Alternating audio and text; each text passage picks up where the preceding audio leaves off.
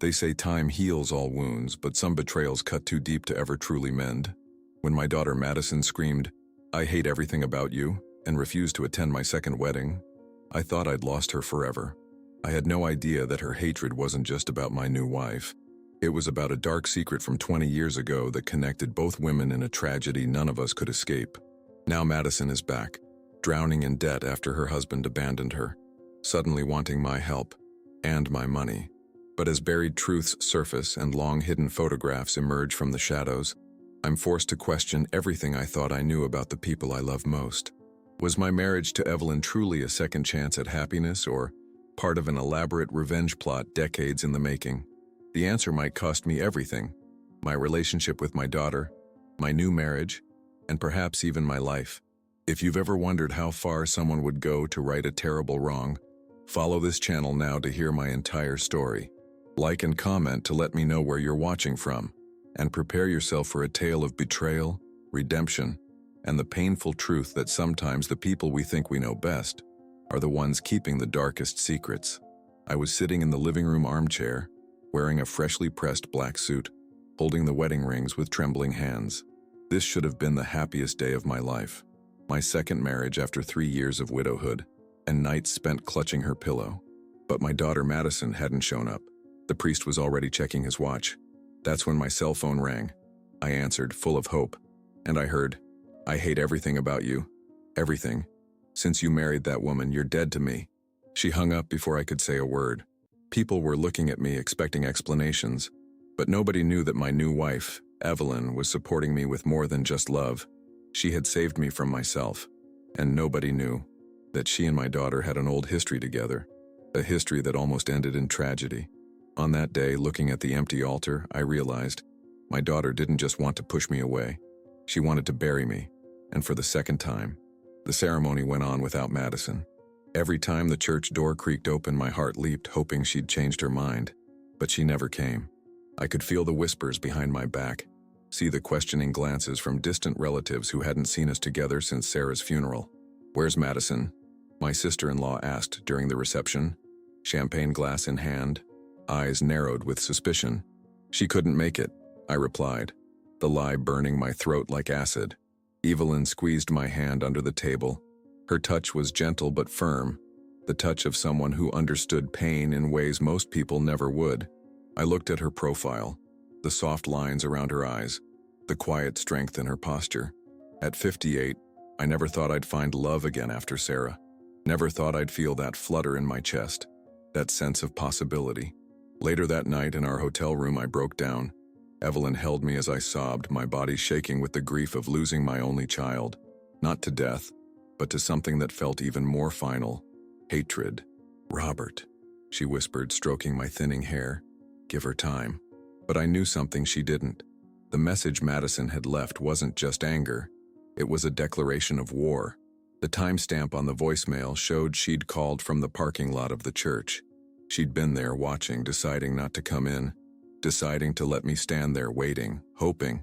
The next morning, I found Madison's wedding gift on our doorstep.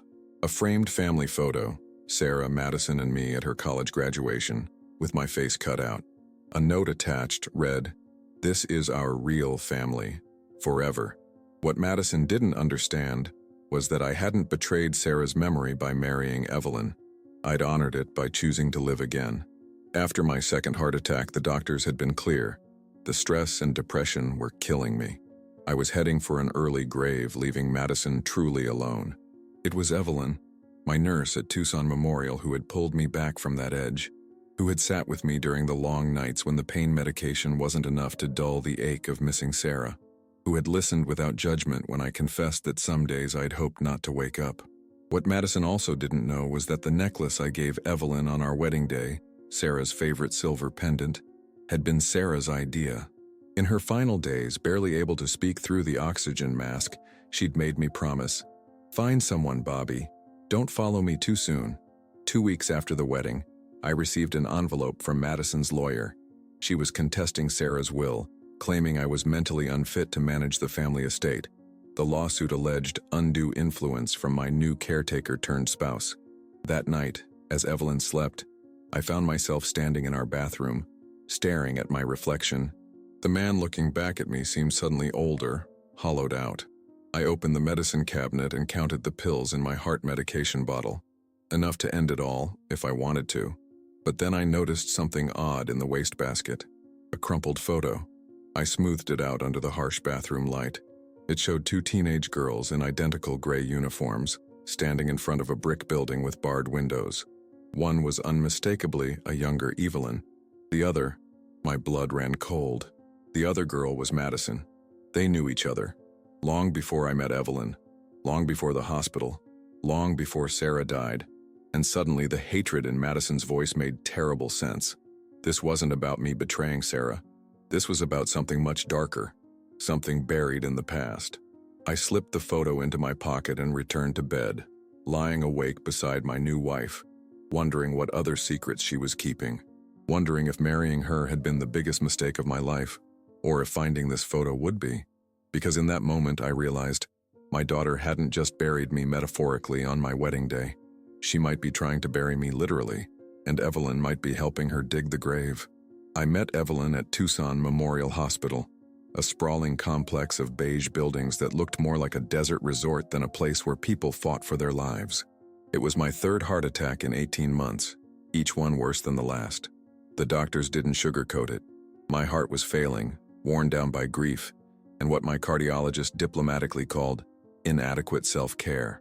What he meant was that I'd stopped living when Sarah died, stopped eating proper meals, stopped taking my medications, stopped caring if tomorrow came. The hospital room felt like a cage that first night. The mechanical beeping of monitors, the antiseptic smell, the fluorescent lights that made everyone look half dead. I was drifting in and out of consciousness when I first saw her, Evelyn, standing by my bedside, adjusting an IV bag with practiced hands. She didn't speak, just worked with a quiet efficiency that somehow felt like respect. "You're new," I managed to croak, my throat raw from the intubation. She smiled, not the bright forced cheerfulness of most hospital staff, but something softer, more genuine. "To this floor, yes, not to nursing." Her voice had a quality I couldn't place then, a gentleness tinged with something deeper. I would later recognize it as the voice of someone who had seen human suffering up close and hadn't turned away. Over the next few weeks, as my body struggled to recover, Evelyn became my lifeline. Unlike the other nurses who filled silences with nervous chatter, she understood the comfort of shared quiet. She'd sit beside me during her breaks, sometimes reading, sometimes just being there. When the pain kept me awake at night, she'd tell me about the desert flowers that bloomed after rare rainstorms or the way the mountains turned purple at sunset. One evening I found myself telling her about Sarah, how we met in college, her laugh that could fill a room, the way she fought her cancer with a stubbornness that both inspired and broke me. "She sounds remarkable," Evelyn said, her eyes soft with understanding. "She was," I replied, surprised to find that talking about Sarah didn't hurt as much as it once had. "She would have liked you." Evelyn looked away then, a shadow crossing her face. "I'm not so sure about that." Later I learned that Evelyn had worked with troubled teens at a behavioral rehabilitation center in Chicago, that she'd lost her younger brother in a house fire when she was just 19, that she carried her own ghosts but never let them haunt her work. But there were gaps in her stories, places where her voice would trail off or she'd suddenly change the subject. She never talked about why she left Chicago, never mentioned family besides the brother she'd lost, never explained why she sometimes startled when doors slammed, or why she always checked her rearview mirror 3 times before driving away.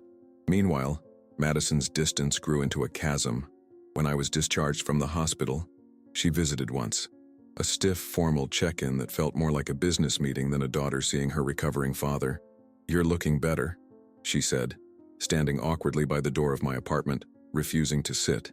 "Thanks to Evelyn," I said, the nurse's name slipping out before I could stop it. Madison's expression hardened. "Your nurse? You're on a first-name basis now?" I didn't tell her that Evelyn had been checking in on me after her shifts, that she'd brought me homemade soup when hospital food had destroyed my appetite, that her quiet presence made the emptiness of the apartment bearable for the first time since Sarah died. As Madison was leaving, she paused at the door. "Dad, don't you think it's inappropriate? She's your caregiver." "Was," I corrected. "I'm not her patient anymore." Madison's lips thinned. "Mom's been gone 3 years. I know exactly how long she's been gone, I said, a rare flash of anger breaking through my exhaustion. I count every day. 2 months later, when I invited Madison to dinner to meet Evelyn properly, she declined. Her text message was brief. Too busy with work. Maybe next time. There was no next time. Just increasingly terse messages. Just missed calls. Just holidays spent alone while Madison celebrated with friends or her in-laws. And then, one Sunday afternoon, she appeared at my door unannounced. Her face was flushed, her eyes bright with fury. I saw you with her. At Mom's grave. I hadn't told Madison I was bringing Evelyn to meet Sarah. It had felt like a private moment, introducing the woman who was healing me to the woman who had loved me first. Madison, no, she cut me off.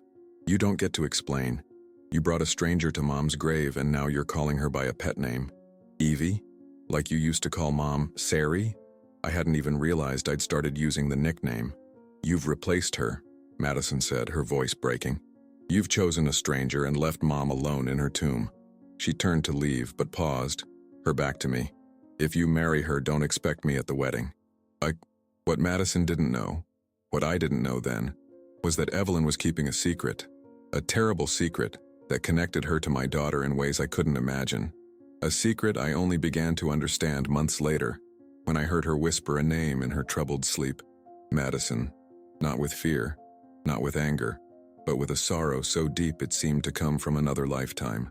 Months passed after our wedding. The small house Evelyn and I purchased together in a quiet Tucson suburb became our sanctuary, a place where second chances didn't feel like betrayals. Our relationship settled into a rhythm as gentle and predictable as the desert seasons. Each morning, I'd wake to find her already in the kitchen, reading the newspaper with her glasses perched on the tip of her nose, a cup of Earl Grey tea steaming beside her. Each evening, we'd sit on the back porch watching the sun paint the mountains in shades of amber and rose. It wasn't the passionate love of youth. It was something more substantial, a shared understanding, a mutual tenderness that felt like coming home after a long journey. Evelyn never tried to replace Sarah in my life. She simply created a space where my grief could exist alongside new joy. One Tuesday in October, I visited my attorney, James Holloway, a college friend who'd handled my legal affairs for 30 years. The heart attacks had reminded me of my mortality, a subject most men my age prefer to ignore. I needed to update my will. James's office smelled of leather and expensive cologne. The walls were lined with law books nobody ever opened anymore, kept purely for show in the digital age. He greeted me with a firm handshake and a concerned frown. You're looking better, Robert. That new wife of yours must be good medicine. I smiled, settling into the chair across from his mahogany desk. Better than anything the doctors prescribed. We spent an hour reviewing my assets. The house in Scottsdale I'd kept as a rental property after moving in with Evelyn. My retirement accounts, Sarah's life insurance payout, and investments that had performed better than expected over the years. It wasn't a fortune by any means, but it was substantial, enough to provide security for both Evelyn and Madison. So how do you want to divide it? James asked, leaning back in his chair, legal pad at the ready. I took a deep breath. 50-50 between Madison and Evelyn. James's pen hovered above the paper. Are you sure? Madison's already the beneficiary of Sarah's trust. And there's your daughter's current attitude to consider. He was being diplomatic. Everyone in our social circle knew about Madison's absence from the wedding, her public rejection of Evelyn. At our country club's summer barbecue, she'd turned on her heel and walked out when we arrived, leaving her plate of food untouched on the table. I'm sure, I said firmly. Madison is still my daughter, regardless of how she feels about me right now. And Evelyn is my wife. They both deserve security. That evening, I told Evelyn about the updated will. We were sitting in our living room, the windows open to catch the cool evening breeze, the soft strumming of a classical guitar recording filling the comfortable silence between us. Her reaction surprised me. The color drained from her face, and she set down her book with trembling hands. Robert, please don't include me. I stared at her, confused. Why wouldn't I? You're my wife. She looked away, her profile outlined against the desert sunset beyond our window. It will only bring more resentment, more hatred from Madison. She'll come around eventually, I said, with more confidence than I felt. Evelyn turned to me then, her eyes filled with a sadness I couldn't understand. Some wounds don't heal, Robert. Some betrayals can't be forgiven. I assumed she was talking about Madison's sense of betrayal over my remarriage. I had no idea she was talking about something much deeper, much older. I ignored her request.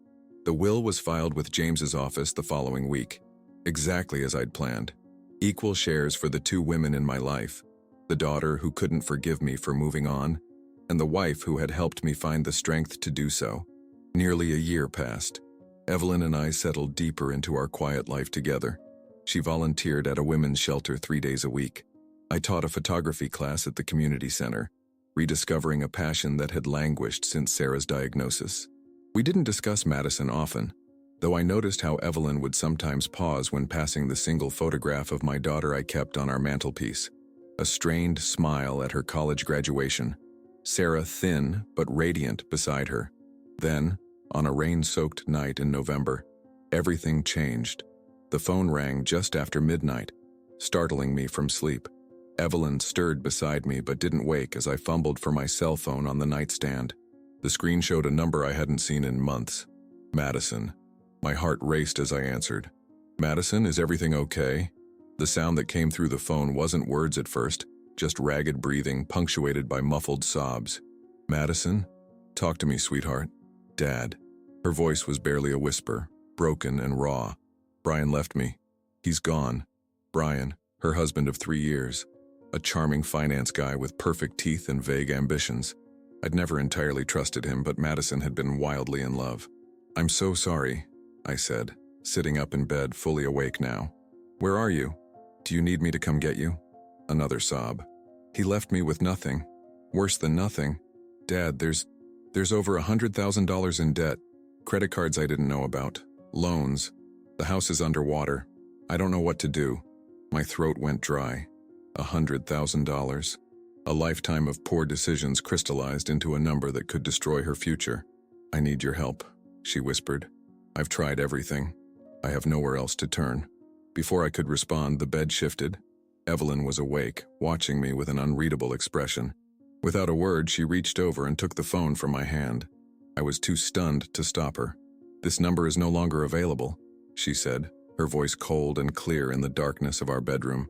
Then she ended the call. I stared at her, shock giving way to anger. "What are you doing?" "That's my daughter." Evelyn placed the phone on the nightstand with deliberate calm. "Your daughter who disowned you, who refused to attend our wedding, who hasn't spoken to you in almost a year. That daughter? She's in trouble, Evelyn.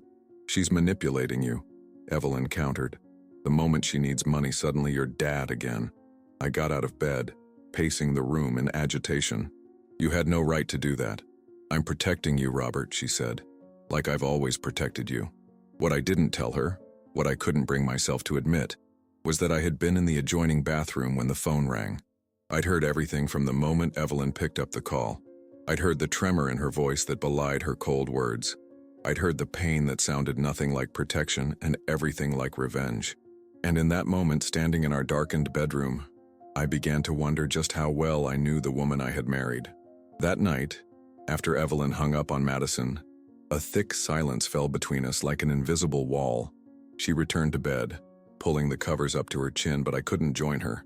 My mind raced with contradictory emotions, concern for Madison, anger at Evelyn's interference, and a growing uneasiness about what might lie beneath my wife's composed exterior. I retreated to the living room, settling into my old leather recliner, the one piece of furniture I'd insisted on bringing from my previous life. The house was eerily quiet, with only the soft ticking of the grandfather clock and the occasional distant yip of coyotes in the desert beyond our property. Around 2 a.m. I heard muffled sounds coming from our bathroom, soft, broken sobs that Evelyn was clearly trying to suppress. In the 4 years I'd known her, first as my nurse, then as my friend, finally as my wife, I had never heard her cry. Not once. She had always been the steady one, the rock I leaned on during my darkest moments after Sarah's death. I approached our bedroom cautiously, unsure whether to comfort her or give her privacy. Through the partially open door, I could see her silhouette, shoulders shaking as she gripped the edge of the sink. Something about her vulnerability in that moment struck me as both beautiful and terrifying, like glimpsing a hidden side of someone you thought you knew completely. My head throbbed with the beginning of a migraine, a common aftermath of emotional stress since my heart attacks. I needed aspirin. The bathroom was occupied by Evelyn's private grief, so I quietly opened the drawer of my bedside table where I kept a spare bottle. What I found beneath the medication made my blood run cold. A photograph, torn precisely down the middle and then carefully taped back together. The tape was yellowed with age, suggesting this reunion of the torn halves had happened long ago. On the left side stood Evelyn, much younger, perhaps 16 or 17. Her hair was shorter, her face rounder but unmistakably her. She wore a gray uniform with a patch on the sleeve I couldn't quite make out in the dim light. On the right side stood another girl in an identical uniform. Her face hit me like a physical blow. Madison, my daughter. Teenage Madison with the defiant tilt to her chin I knew so well, but with something in her eyes I'd never seen before. A hardness, a darkness that sent shivers down my spine. The two stood side by side, not touching, not smiling, in front of a brick building with narrow windows. Some kind of institution, not a regular school. The background had that institutional blandness that speaks of places where troubled souls are sent to be reformed, rehabilitated, or simply contained. With trembling fingers, I turned the photo over. Written in faded blue ink on the back was a date, June 14th, 2002, and below it, 3 words that made no sense: Lakeshore Girls Academy. I'd never heard of such a place. And Madison had never been sent to any academy. She'd attended Roosevelt High School in Phoenix, graduating with honors before heading to Arizona State. At least that's what I'd always believed. Sarah had handled most of Madison's education decisions, especially during the rocky teenage years when my work kept me traveling. My mind spun with questions. How could Evelyn and Madison have known each other 15 years before I met either of them? Why had neither ever mentioned this connection? What kind of place was Lakeshore Girls Academy? And most disturbing of all, why did they appear to hate each other with such intensity now? I slipped the photo into my pocket just as the bathroom door opened. Evelyn emerged, her face freshly washed, eyes reddened but dry. She startled slightly at finding me there. "Robert, are you all right?" Her voice was steady again, concerned. The vulnerable woman I'd glimpsed moments ago had vanished behind her usual composed facade. I couldn't confront her yet, not without understanding more. "Just a headache," I said, holding up the aspirin bottle as evidence. "I didn't want to disturb you." She studied my face for a moment, and I wondered if she could read the turmoil beneath my casual explanation. If so, she chose not to pursue it. "Come back to bed," she said softly, reaching for my hand. "It's late." I let her lead me back to our bed, my mind churning with revelations and questions. As she drifted back to sleep beside me, I lay awake, the photograph burning a hole in my pajama pocket, pressed against my thigh. The next morning I waited until Evelyn left for her volunteer shift at the women's shelter before I began my investigation. The internet offered surprisingly little about Lakeshore Girls Academy, just a brief mention in an old Chicago Tribune article about rehabilitation options for troubled female adolescents. The facility had apparently closed in 2007 after allegations of improper treatment methods. I needed to know more. With my heart pounding uncomfortably against my ribs, I dialed a number I hadn't used in years. My ex-brother-in-law, Michael, Sarah's younger brother who worked in law enforcement. "Rob, is that really you?" His surprise was evident. We hadn't spoken since Sarah's funeral. "I need a favor, Mike," I said, skipping the pleasantries. "It's important. Confidential." He hesitated only briefly. "For Sarah's sake. What do you need?" "Information about a place called Lakeshore Girls Academy in Chicago," and I swallowed hard. "I need to know if Madison was ever there, around 2002. The silence that followed lasted so long I thought we'd been disconnected. "Why are you asking about this now, Rob?" Michael's voice had changed, grown cautious, almost cold. "Please, Mike. I wouldn't ask if it wasn't important." Another long pause. "Meet me tomorrow. The diner on Roosevelt. 9 a.m. Come alone." He hung up before I could respond. That evening, when Evelyn returned home, I watched her with new eyes, searching for clues in her movements, her expressions, her casual comments about her day. She seemed exactly the same as always, thoughtful, attentive, quietly affectionate. Yet now I saw her through a lens of suspicion, and everything took on potential double meanings. As we prepared dinner together, a simple ritual we'd established early in our marriage, I gathered my courage. "Evelyn," I began, keeping my voice casual as I chopped bell peppers, "did you ever live in Chicago?" Her knife paused momentarily over the onion she was dicing. Yes, a long time ago. She resumed chopping, her rhythm slightly quicker than before. Why do you ask? Just curious, I said. You've never talked much about your life before Arizona. She scraped the onions into a waiting pan, where they sizzled in hot oil. Not much to tell. It wasn't a happy time. I pressed on. Did you know Madison before? Before the hospital, I mean. This time the pause was unmistakable. Evelyn set down her knife with deliberate care, turning to face me fully.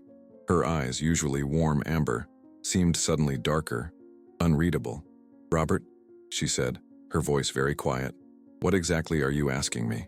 I opened my mouth to confront her with the photograph, to demand explanations for the secrets and lies that seemed to be unraveling around me. But something in her expression stopped me. Not guilt, not anger, but a deep, profound sadness. Nothing, I said finally. It's nothing. Later that night, as Evelyn slept beside me, I lay awake wondering what truths awaited me at tomorrow's meeting with Michael, and whether those truths would destroy the fragile happiness I'd built with the woman beside me. The next morning dawned with that particular Arizona clarity. The air so crystalline it made every cactus spine and distant mountain ridge appear, etched against the sky with supernatural precision. I told Evelyn I was meeting an old photography client for breakfast, a lie that tasted sour on my tongue. She kissed me goodbye at the door, her eyes lingering on mine with an expression I couldn't quite decipher. Concern, perhaps, or something more knowing. The diner on Roosevelt hadn't changed in the decade since I'd last been there.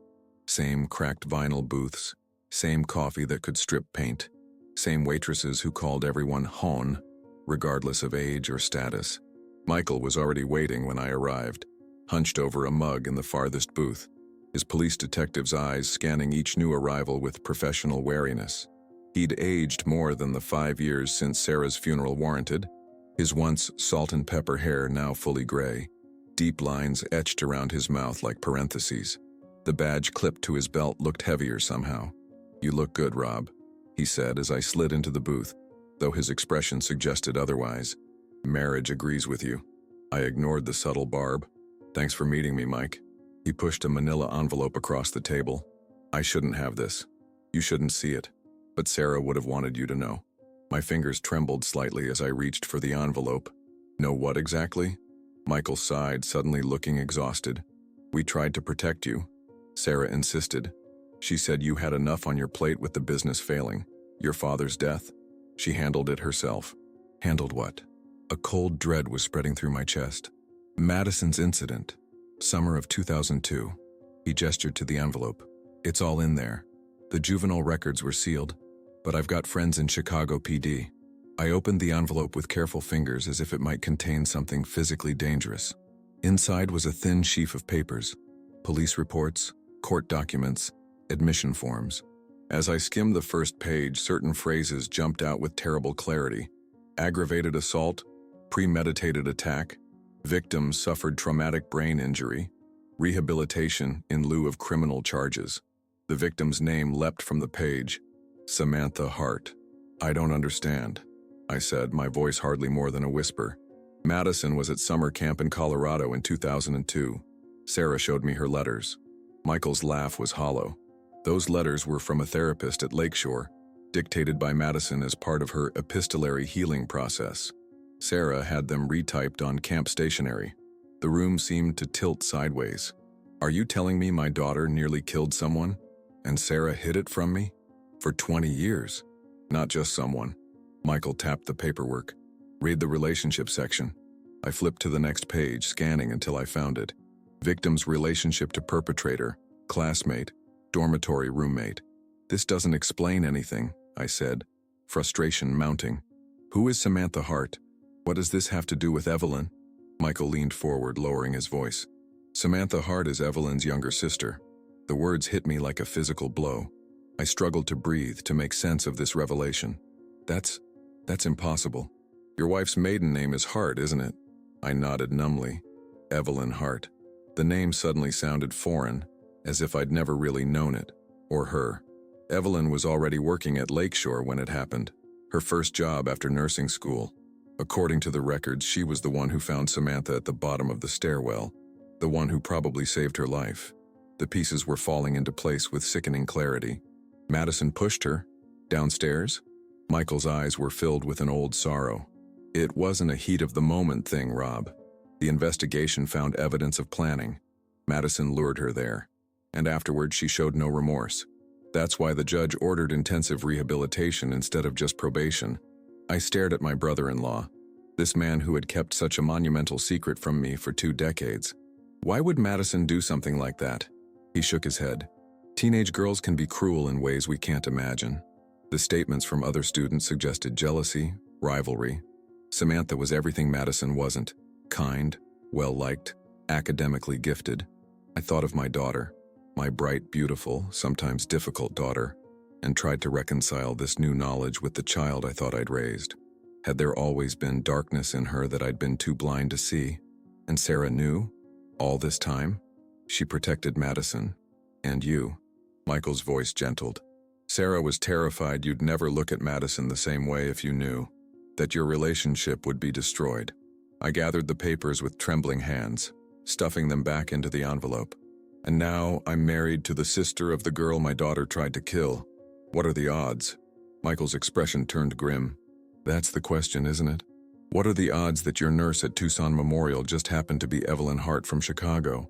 What are the odds she just happened to fall in love with the father of the girl who nearly killed her sister? The implication hung in the air between us, too terrible to voice aloud. I need to go, I said abruptly, sliding out of the booth. I need to think. Rob, Michael caught my arm.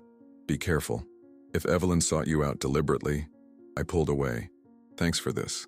I held up the envelope. I'll be in touch. Outside, the desert sun was blinding. I sat in my car for long minutes, the air conditioning struggling against both the heat and my rising panic. Finally, with a decision made, I turned the key and drove. Not home to Evelyn, but to the storage unit where I kept the remnants of my old life with Sarah. The unit was small, climate-controlled, filled with furniture we'd had no room for in the Scottsdale house, boxes of Sarah's clothes I hadn't been able to part with, and Madison's childhood belongings. I moved through the narrow pathways between stacked boxes, searching for one container in particular, a plastic tub labeled Madison High School. Inside were yearbooks, report cards, certificates, and buried beneath these mundane mementos, a small wooden box with a simple brass clasp. Madison's secret box, the one Sarah had found hidden under her mattress during her troubled sophomore year, the one that had prompted their biggest fight, leading to Madison's banishment to what I'd been told was an exclusive summer program.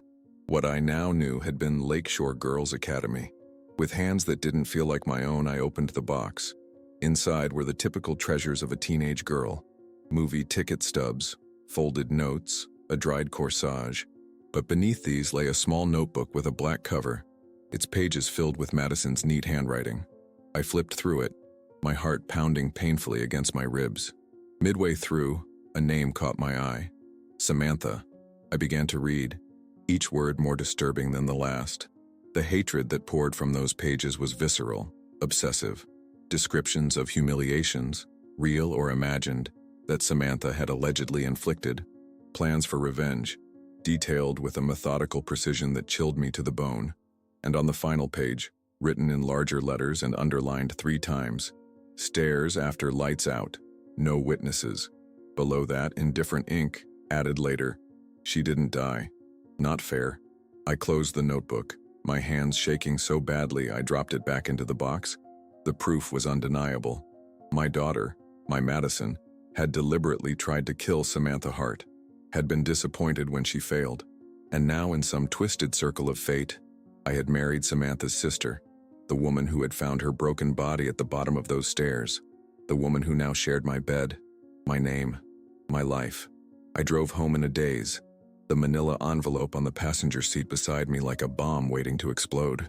When I pulled into our driveway, Evelyn was tending to her desert garden, a wide-brimmed hat shading her face, leather gloves protecting her hands from the vicious spines of the cacti she loved.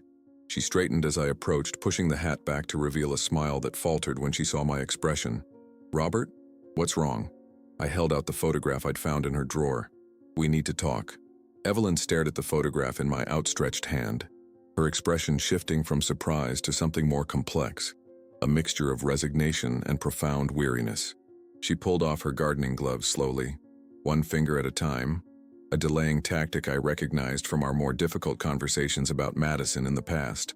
"Let's go inside," she said finally, her voice steady but quiet. "The Thompsons' teenage son has been watching us argue from their upstairs window for the past 3 minutes." I followed her into our home, a space that suddenly felt foreign, as if the familiar furnishings and carefully chosen art had transformed overnight into a stage set for some elaborate deception. We sat across from each other at the kitchen table, that torn and taped photograph between us like a boundary line. "You knew my daughter," I said, the words coming out flatter than I intended. "You knew her before you met me, before the hospital." Evelyn looked down at her hands, now bare of the protective gloves but still bearing the calluses of someone who worked hard all her life. "Yes. Your sister was Samantha Hart, the girl Madison pushed down the stairs at Lakeshore Academy." Her eyes snapped up to meet mine, widening slightly. "How did you—" "Michael told me everything," I said, cutting her off. "Sarah's brother. He got hold of the sealed records. Madison nearly killed your sister and you never thought to mention this when you married me?" Something hardened in Evelyn's expression, a steeling of herself that I'd glimpsed only rarely in our years together. "Would you have believed me if I had, over your precious daughter? The girl who could do no wrong in your eyes?" The bitter edge in her voice cut through me. "That's not fair, isn't it?" She pushed back from the table, pacing the kitchen with agitated steps. "I watched you defend Madison at every turn, when she refused to attend our wedding, when she cut you out of family photos, when she ignored your calls for months. Always an excuse. Always, 'She'll come around, she's just processing.' You never once considered that she might be exactly what she appeared. Cruel, manipulative, unrepentant." I felt my temper rising to match hers. "So what was this then? Some elaborate revenge plot? Marry your enemy's father to punish her?" Evelyn stopped pacing, her face flushing with anger or pain, perhaps both. "Is that what you think of me? After 4 years together? That I would use you like that? I don't know what to think anymore." I slammed my palm against the table, making the photograph jump. "I thought I knew you, Evelyn. I thought we had no secrets." "Everyone has secrets, Robert." Her voice had gone quiet again, controlled. "Even you. Even Saint Sarah." The mention of my late wife sparked something defensive in me. "Leave Sarah out of this." "Why? She's central to all of it. She's the one who covered up what Madison did, who made sure you never knew what kind of daughter you really had." The truth of her words stung. I'd spent the morning raging at Evelyn's deception, but Sarah's had been deeper, longer lasting. My wife of 30 years had kept me in the dark about something fundamental about our child. "Did you know who I was when we met at the hospital?" I asked, the question that had been burning in me since Michael's revelation. Evelyn sank back into her chair, suddenly looking exhausted. "Not at first. I recognized the last name when they brought you in. Cahill isn't common, but I thought it might be coincidence. It wasn't until I saw the photo on your nightstand, Madison's graduation picture, that I knew for sure." "And you didn't think to recuse yourself? Ask for another nurse to be assigned?" A bitter smile twisted her lips. "I considered it. But then I thought, maybe this was meant to be. Maybe after 15 years I was finally being given a chance to understand." "Understand what? Why?" The word hung between us, heavy with meaning. Why Madison did what she did. Why my sister never fully recovered. Not just physically, but emotionally. Sammy was never the same after the attack. The vibrant, confident girl she'd been, that person disappeared at the bottom of those stairs. I closed my eyes, the weight of all these revelations pressing down on me. "You should have told me." "When? On our first date?" "By the way, your daughter tried to murder my sister." "Coffee?" Evelyn shook her head. "And later, when I fell in love with you, really fell in love, Robert, not as part of some twisted revenge fantasy, it became harder to find the right moment. I knew what would happen if I told you. This. Exactly this." Before I could respond, my phone buzzed with an incoming text, then another, and another in rapid succession. I glanced down to see Madison's name on the screen, followed by message previews that made my blood run cold. I know what she's hiding. I'm going to expose everything. She'll never get a penny of my inheritance. Evelyn watched my face as I read the messages. "Madison again?" I nodded, unsure whether to show her the texts. Before I could decide, the phone rang. Madison calling now, escalating her campaign. "Don't answer it," Evelyn said, her voice tight with tension. But I couldn't ignore my daughter, not when she was clearly in crisis. I accepted the call, putting it on speaker so Evelyn could hear. "Madison, I know who she is." My daughter's voice was razor sharp, cutting through the static of the connection. "I know exactly who your precious Evelyn really is. Did she tell you we've met before? Did she tell you about her psycho sister who tried to ruin my life?" I glanced at Evelyn, whose face had gone pale. "Madison, we need to talk about this calmly." "There's nothing to talk about. She manipulated you, used you to get close to me. This is her sick revenge because I stood up to her bitch of a sister who was bullying everyone at Lakeshore." Evelyn's hands curled into fists on the table, her knuckles white. "That's a lie," she whispered, though Madison couldn't hear her. "I'm going to contest the will," Madison continued, her voice rising hysterically. "I'm going to tell the judge exactly who she is and how she's manipulated an old man with a bad heart. I'll make sure she doesn't get a cent of what should be mine, what Mom would have wanted me to have." I felt a surge of anger at my daughter's naked greed. "Madison, that's enough. And if I don't get what's rightfully mine," she interrupted, "I'll tell everyone what she did, how she seduced her patient, how she violated medical ethics, how she—" Evelyn reached over and ended the call, her face set in grim lines I'd never seen before. "She's lying, Robert, about Samantha, about everything." "I know," I said quietly, and I was surprised to realize I meant it. Despite the shock of discovering their hidden connection, despite the deception, I believed Evelyn. I'd seen Madison's journal with my own eyes, the calculated malice, the disappointment that Samantha hadn't died. Days passed. Madison's threats escalated. Emails arrived with documents attached, loan applications with my forged signature, attempting to access equity in the Scottsdale property, legal papers naming me as guarantor for massive debts. She was desperate, drowning in the financial mess her husband had left behind, looking for any lifeline, even if it meant dragging me down with her. Then, 2 weeks after our confrontation, a small miracle arrived on our doorstep. Clara, my granddaughter, Madison's 6-year-old daughter, a social worker stood beside her, holding a small pink suitcase. "Mr. Cahill, I'm Angela Reyes from Arizona Child Protective Services. Your daughter Madison has been admitted to an inpatient rehabilitation facility for substance abuse treatment. She's named you as Clara's temporary guardian while she completes the program." Clara looked up at me with Sarah's eyes in Madison's face, confusion and fear radiating from her small frame. I knelt down to her level, my heart breaking for this innocent caught in the crossfire of adult failures. "Hello, Clara Bear," I said, using the nickname I'd given her as a baby, though I'd seen her so rarely in recent years that I wasn't sure she'd remember. "Do you remember me? I'm your grandpa." She nodded solemnly, clutching a worn stuffed rabbit to her chest. "Mommy said we have to stay here because she's sick." "That's right, and we're going to take good care of you until she feels better." Evelyn stepped forward then, her face softening as she looked at the child. "Would you like some hot chocolate, Clara? I make it with extra marshmallows." Clara studied Evelyn with the frank curiosity of childhood. "Are you my grandma?" The question hung in the air, loaded with implications neither Evelyn nor I had considered.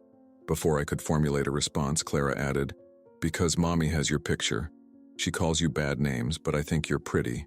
Evelyn knelt beside me, her eyes bright with unshed tears. "I'm Evelyn. I'm married to your grandpa, which makes me your step-grandma, I suppose." Clara considered this, then nodded, apparently satisfied. "Can I call you Mamie? My friend Emma calls her grandma that." "I'd like that very much," Evelyn whispered. Later, after we'd settled Clara in the guest room that would become hers for the foreseeable future, I found Evelyn sitting on our back porch, staring out at the desert night. I settled beside her, taking her hand in mine.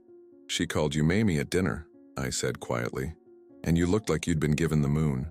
Evelyn's smile was sad around the edges. "I never thought I'd have grandchildren. After Samantha's injury, the doctors said she'd never have children of her own, and I never found the right person to start a family with. Until you." I squeezed her hand. "We have a lot to figure out, Evelyn. About Madison, about the past, about where we go from here." "I know." She leaned her head against my shoulder. "But tonight, can we just be grateful for that little girl asleep in our house? Can tomorrow's problems wait until tomorrow?" As if in answer, a small voice called from inside. "Mamie, I had a bad dream." Evelyn rose immediately, her face transformed by a love that couldn't possibly be feigned or calculated. And watching her go to comfort my granddaughter, the child of the woman who had nearly destroyed her sister, I realized something profound. Whatever had brought us together, fate, coincidence, or something darker, what kept us together now was something much simpler and more powerful. Something that might be strong enough to heal the broken pieces of our complicated family. 3 months passed with Clara in our home, bringing a vibrancy and chaos I hadn't experienced since Madison was small. The guest room transformed into a little girl's sanctuary. Walls painted a soft lavender at Clara's request. Bookshelves filled with stories about brave princesses and curious scientists. Evelyn took to grandmotherhood with a natural grace that sometimes made my chest ache with complicated emotions. Joy for the present, sorrow for all the years we'd missed. Madison's rehab program extended from 30 days to 60, then 90. The rare phone calls we received from her were stilted, formal, her voice flat in a way that suggested heavy medication. She never asked to speak to Clara directly, only inquiring about her welfare in the abstract, as if discussing a pet left in our care rather than her daughter. Evelyn and I had reached an uneasy truce about the past. Not forgiveness exactly. There were too many buried minds still waiting to be triggered, but a mutual understanding that whatever happened next, Clara's well-being had to come first. We attended family therapy sessions, recommended by Clara's child psychologist, where we carefully navigated the edges of old wounds without tearing them open completely. Then, on a Tuesday morning in late March, the call came that changed everything again. I was in the backyard helping Clara build a fairy garden in an old ceramic pot, while Evelyn prepared lunch inside. The mid-morning sun warmed my aging bones as I showed my granddaughter how to arrange tiny succulents among the miniature furniture we'd found at a craft store. My phone buzzed in my pocket. An unknown Chicago number. "Mr. Cahill?" The voice was professional, detached. "This is Mercy Hospital in Chicago. I'm calling about Samantha Hart. You're listed as her brother-in-law and emergency contact." My throat tightened. "Is she all right?" A slight hesitation. "I'm sorry to inform you that Ms. Hart passed away early this morning. Complications from pneumonia." The world seemed to tilt beneath my feet. Samantha, the woman I'd never met but whose life had become inexorably intertwined with mine through a terrible act 2 decades ago, was gone. "Does her sister know?" I managed to ask. "We haven't been able to reach Ms. Evelyn Hart. The number we have seems to be disconnected." Of course, Evelyn had changed her number years ago when she moved to Arizona. Started fresh. "I'll tell her," I promised. "She's my wife now." After ending the call, I stood frozen, watching Clara arrange pebbles into a tiny pathway, her face screwed up in concentration. How do you tell someone that their sister, a sister whose life was forever altered by your daughter's actions, has died? How do you shoulder that messenger's burden? Evelyn knew something was wrong the moment I stepped into the kitchen. She set down the knife she'd been using to slice tomatoes, her hands instinctively seeking a dish towel to dry them, a nervous habit I'd noticed early in our relationship. "What is it, Robert? Is it your heart?" I shook my head, gesturing for her to sit. "It's Samantha." Her face drained of color before I could say another word. She knew. Some sibling connection, perhaps, had already whispered the truth to her heart. "She's gone, isn't she?" I nodded, reaching for her hands across the table. "This morning. Pneumonia, they said." Evelyn didn't cry. Not then. Her grief manifested as a terrible stillness, as if she'd been turned to stone. "I need to go to Chicago," she said finally, her voice distant. "For the funeral." "I'll come with you," I said without hesitation. Her eyes met mine, questioning. "What about Clara?" "She'll come too. Madison won't be out for another month at least. We're Clara's guardians now." We flew to Chicago the next day, a somber trio navigating the sterile corridors of O'Hare Airport. Clara, sensing the gravity of the situation despite our limited explanation, "We're going to say goodbye to Mamie's sister who was very sick," stayed unusually quiet, her small hand clutching her rabbit with white-knuckled intensity. The funeral home was on the north side of Chicago, a stately brick building with solemn white columns framing the entrance. Evelyn had spent the flight making calls to distant relatives and old friends, piecing together the details of her sister's final days. Samantha, we learned, had been living in a specialized care facility for the past 5 years, her cognitive abilities steadily declining, a delayed consequence Evelyn explained in a hollow voice, of the traumatic brain injury sustained in her youth. She was 36, Evelyn whispered as we approached the building. Half a life. That's all she got. The service was small. Perhaps 20 people gathered in a room that could have held 100. Samantha's photograph, displayed on an easel beside the closed casket, showed a woman with Evelyn's eyes and smile, though her face was softer, rounder, bearing the slight asymmetry that often accompanies neurological damage. We sat in the back row, Clara between us, a family of reluctant intruders at this gathering of strangers who had known Samantha in ways we never would. I watched Evelyn's profile as the minister spoke of Samantha's gentle spirit, her love of classical music, her patience with the children she'd taught piano despite her physical limitations. My wife's face remained composed, but tears tracked silently down her cheeks, dropping onto the black wool of her dress. After the service, as mourners mingled in the reception area, an elderly woman with steel-gray hair approached us. Her gaze moved from Evelyn to me, then settled on Clara with a strange intensity. "You must be Evelyn," she said, her voice carrying the slight tremor of age. "Sammy talked about you often, said you were the strong one." Evelyn embraced the woman with the familiarity of old connection. "Mrs. Peterson, thank you for being there for her when I couldn't be." Mrs. Peterson's attention shifted to me. "And you are?" "Robert Cahill," I said, extending my hand.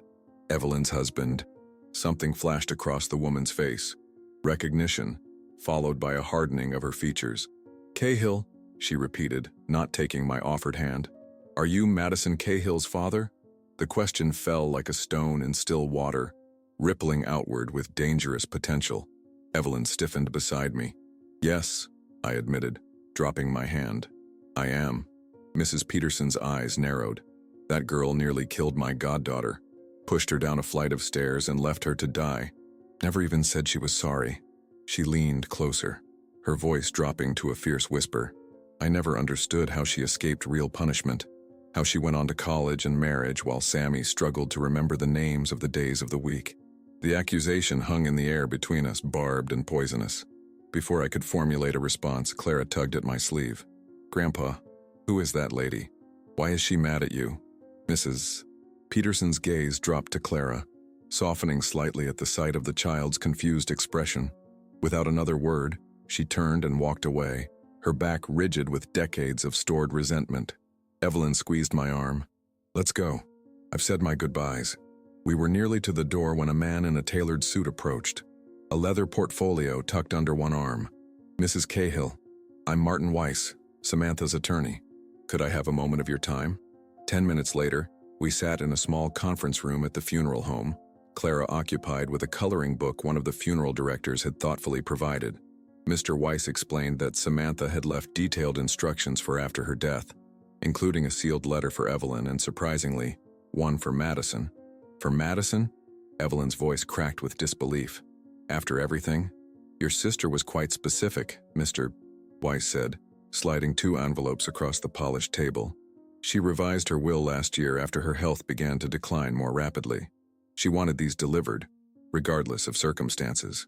As we left the funeral home, the late afternoon sun cast long shadows across the parking lot. Evelyn clutched the unopened envelopes, her knuckles white against the cream-colored paper. "Will you read them?" I asked as we settled Clara into her car seat in our rental car. Evelyn stared at the envelopes as if they might spontaneously combust. "Not yet, I can't. Not today." We were checking into our hotel when my phone buzzed with an incoming email. The subject line made my heart skip. Cahill v. Cahill, court summons. Madison, it seemed, had made good on her threat. She was suing me, us, for control of my assets, claiming I was mentally incompetent and under Evelyn's manipulative influence. The initial hearing was scheduled for 2 weeks from today. "She's actually doing it," I said, showing Evelyn the email after Clara had fallen asleep in the adjoining room of our suite. "Using the past against us." Evelyn set down Samantha's letters on the nightstand, still sealed. "Does it mention her? Samantha?" "No, but it references your undisclosed prior relationship with Madison and alleges you concealed it to gain access to the family estate." Evelyn's laugh was bitter, edged with the grief of the day. "She's accusing me of being a gold digger with a 20-year revenge plan. Incredible." I sat heavily on the edge of the bed, suddenly feeling every one of my 62 years. "What are we going to do?" "We're going to fight," Evelyn said, her voice steadier than it had been all day. "Not just for ourselves, but for Clara, and for Samantha." She picked up the envelope addressed to Madison, turning it over in her hands. "Whatever is in here, whatever Sammy wanted to say to your daughter after all these years, it might change everything." "Or nothing," I said, remembering the cold calculation in Madison's journal, the absence of remorse. "Either way," Evelyn said, setting the letter back down. "We need to know." The lawsuit moved forward with the relentless momentum of an approaching storm. Our attorney, a sharp-eyed woman named Diana Goldstein, warned us that Madison's legal team was building a case around Evelyn's deliberate deception and my supposed cognitive decline. "They're going to claim you married Robert without disclosing your connection to Madison," Diana explained during a strategy meeting in her downtown Phoenix office. "They'll paint it as an elaborate revenge scheme." Evelyn's hands twisted in her lap. "And what about the truth? That I fell in love with him despite our history, not because of it?" Diana's expression was sympathetic, but pragmatic. "Truth is rarely as compelling as a good story, Mrs. Cahill, and your stepdaughter is telling a very compelling story." Meanwhile, Samantha's letters remained sealed. Evelyn kept them in her bedside drawer, sometimes taking them out at night when she thought I was asleep, running her fingers over the handwriting on the envelopes before returning them to their hiding place. I didn't press her. Some griefs need to unfold in their own time. Then, 3 days before our scheduled court appearance, everything changed. I was in the backyard with Clara, teaching her how to identify the desert birds that visited our feeder, the brilliant red cardinals, the chattering cactus wrens, the iridescent hummingbirds that hovered like miniature helicopters. Evelyn had been quiet all morning, moving through household tasks with a distracted air. "Grandpa, look!" Clara pointed excitedly as a roadrunner darted across our property, its long tail balancing its swift movement. "It's the bird from the cartoons." "That's right, clever girl," I said, smiling at her enthusiasm. "Though the real ones don't say beep beep." Clara giggled, then tilted her head thoughtfully. "Grandpa, is my mommy coming home soon?"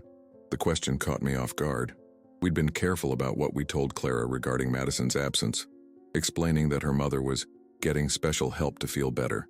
The truth that Madison was in court-ordered rehab following a DUI arrest and simultaneously suing us for control of my assets was too complicated, too painful for a 6-year-old to comprehend. "I'm not sure, sweetheart," I answered honestly. "She's still getting the help she needs." Clara nodded with the solemn acceptance children sometimes show in the face of adult evasions. "I hope she gets better, but I like living here with you and Mamie." My heart swelled at her words, even as anxiety churned beneath. What would happen to Clara if Madison won her lawsuit? If the court deemed me incompetent and placed my affairs, potentially including Clara's guardianship, under Madison's control? I was still pondering this when Evelyn appeared at the patio door, her face pale but determined. "Robert, could you come inside? I need to show you something." Clara remained engrossed in her bird watching as I followed Evelyn into our bedroom. On the bed lay both of Samantha's letters. Now opened, their contents spread out like evidence at a crime scene. "I read them," Evelyn said simply. "Both of them." I sat beside her on the edge of the bed, taking her hand in mine. "And?" Sammy knew she was dying. Evelyn's voice was steady, though her fingers trembled in my grasp. "Not just recently. She's known for years that her condition was deteriorating. The brain injury. It caused progressive damage that couldn't be stopped." She handed me the letter addressed to her. The handwriting was careful but shaky, the words sometimes trailing off at the ends of lines as if the writer had momentarily lost focus. "Read it," Evelyn urged. "Please." I began to read, the words of a woman I'd never met washing over me with unexpected emotional force. "My dearest Evie, by the time you read this, I'll be gone. The doctors say it could be months or years, but we both know the truth. I've been leaving in pieces for a long time now. I need you to know that I've made peace with what happened. Not just my accident, was it ever really an accident? But with everything that came after. The surgeries, the therapies, the life I might have had, transformed into the life I actually lived. You've carried so much guilt, big sister. I've seen it in your eyes every time you visit, heard it in your voice during our calls. You've spent 20 years believing you failed to protect me. But here's the truth. You saved me. Not just that day on the stairs when you found me, but every day after. Your fierce love, your refusal to let me give up. That's what kept me going when the pain and frustration became too much. I know about Robert Cahill, about your marriage. Mrs. Peterson, yes, she's still as nosy as ever, sent me the wedding announcement from the Arizona Republic. I wasn't surprised, Evie. Somehow, I always knew your path and Madison's would cross again. Don't misunderstand. I'm not suggesting you sought him out as some grand revenge scheme. That's never been your way. But perhaps there's something cosmic at work here. Some balance being restored that none of us can fully comprehend. I'm enclosing a letter for Madison. I've been working on it for months on my good days when my thoughts come clearer. Please make sure she receives it, no matter what has transpired between you. It's important, not just for her but for you, and for the healing that's been too long in coming. Remember the promise we made the night before I left for college? No regrets, only forward motion. I've tried to live by those words, even when forward motion meant simply making it through another day of rehabilitation. Now I need you to do the same. Let go of the past, Evie. Let go of the anger you've carried for Madison. Let go of the guilt you never deserved to bear. Live fully. Love completely. Forgive. Not because what happened doesn't matter, but because your happiness matters more. All my love. Always, Sammy. I set the letter down, my vision blurred by unexpected tears. This woman, this stranger who was irrevocably connected to our family through tragedy, had somehow looked into the heart of our situation with a clarity none of us had managed. What about Madison's letter? I asked, my voice hoarse with emotion. Evelyn handed me the second envelope. It's not what I expected. The letter to Madison was longer, the handwriting sometimes deteriorating into near illegibility before regaining its tenuous control. Madison, you don't know me anymore. The real me, not the girl from your nightmares or the obstacle in your path. I barely remember that girl myself most days. I'm dying, Madison. The damage from my fall has been slowly increasing, taking more of me each year. By the time you read this, I'll be gone. I'm not writing to make you feel guilty. Guilt is a useless emotion unless it transforms into something better, like understanding or compassion or change. I'm writing because I forgive you, not for your sake, but for mine. Holding on to anger requires energy I no longer have to spare. The doctors told me the fall would eventually kill me, that the brain bleeds would continue, unpredictably, until one happened in a place they couldn't reach with surgery. It's a strange thing, living with the knowledge that the worst moment of your life will also eventually be the cause of your death. But here's what you should know. Despite everything, I've had joy. I taught piano to children with disabilities. I traveled to 7 countries. I fell in love twice. I watched more sunsets than I can count. My life was different than it might have been, but it was still mine, and it held beauty. I know my sister married your father, Mrs. Peterson, remember her? Always bringing those terrible oatmeal cookies to Visitors' Day. Keeps me updated on everyone from Lakeshore. At first I thought it was the universe playing a cruel joke. Then I realized, perhaps it's the opposite. Perhaps it's a chance for healing none of us could have orchestrated on our own. I've had a lot of time to think about why you did what you did that day. The therapist would call it processing, but it feels more like detective work, piecing together the fragments of memory that remain. I remember the rumors you spread, the boyfriend you stole, the cruel notes left in my locker.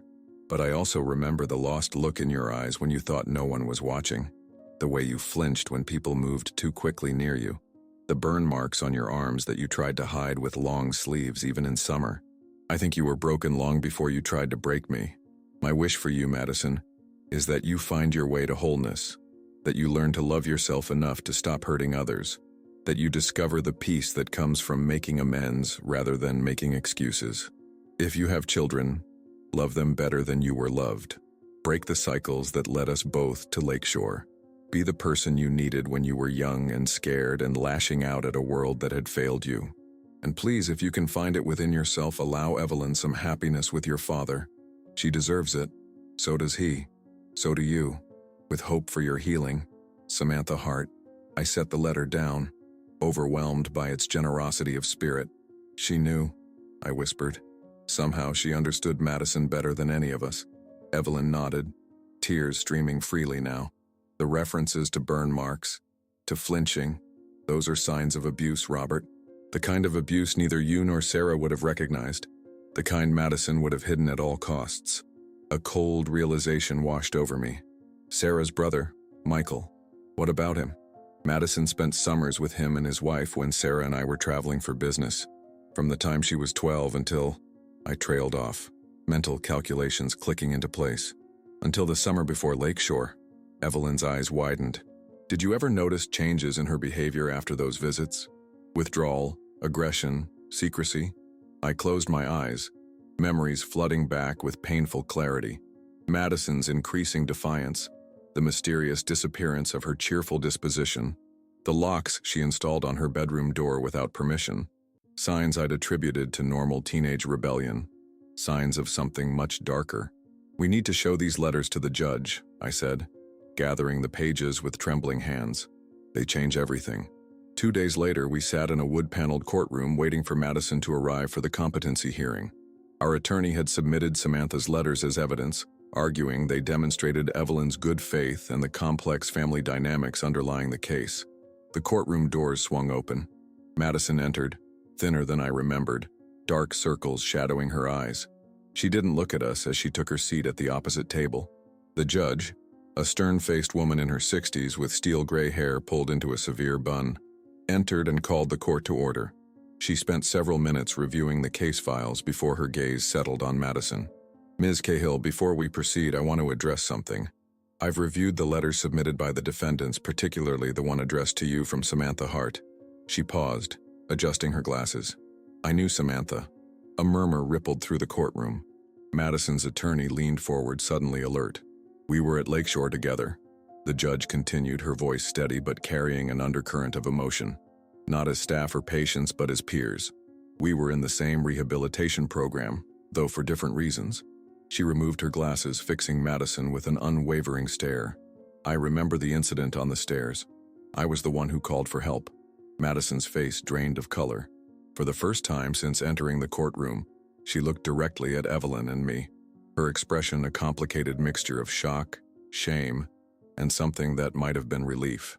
In light of the complex history between these families, the judge continued, and the clear evidence that the respondent is mentally competent and acting of his own free will, I am dismissing this petition without prejudice. She struck her gavel once, the sound echoing with finality through the hushed courtroom. Case dismissed. As I stand here today watching Clara play in our garden with Evelyn, the woman my daughter once swore to destroy, I'm reminded that healing rarely follows the path we expect. Sometimes it takes decades. Sometimes it requires facing truths we've buried so deep, we convinced ourselves they never existed. And sometimes it comes through the innocent eyes of a child who sees beyond our adult wounds and grudges. What would you have done in my position? Would you have chosen loyalty to a daughter who rejected you or stood by the wife who saved you? Would you have the courage to read letters from beyond the grave that shattered everything you thought you knew about your family? The hardest lesson I've learned is that love isn't about choosing sides. It's about creating space for redemption, even when forgiveness seems impossible. If this story touched something in your heart, please like, share, and follow this channel for more real-life stories that remind us how complicated, messy, and ultimately beautiful human connections can be. Remember, beneath every act of cruelty often lies a wound crying out for healing, and beneath every grudge, a heart longing for peace. What secrets might be waiting for resolution in your own family? Sometimes the bravest thing we can do is simply ask.